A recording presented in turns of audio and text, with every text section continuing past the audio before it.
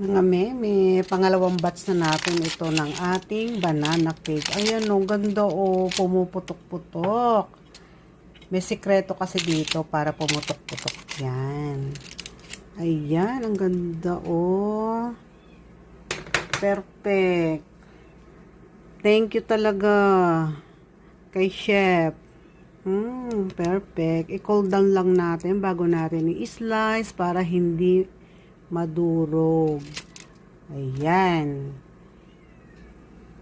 Dahil marami tayong saging para hindi masayang. At syempre, yung iba nito dadalahin natin sa trabaho para hindi rin naman masayang.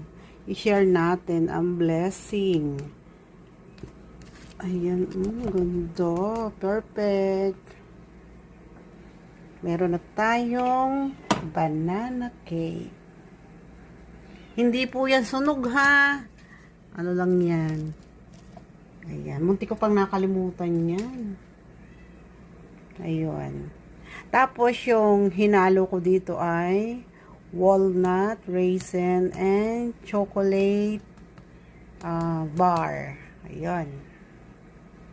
Ito na yung ating nagawa. Ayan. Ito siya nakabaligtad.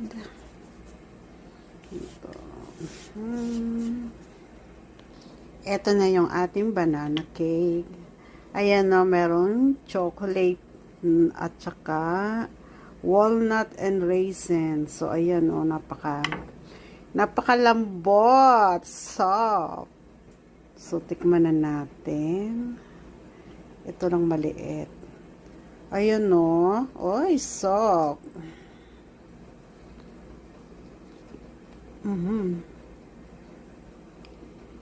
Siyempre, gawa ko po, kaya masarap. Ako ang gumawa. Ako rin ang kakain. So, ayan, nakagawa tayo ng 2 banana bread.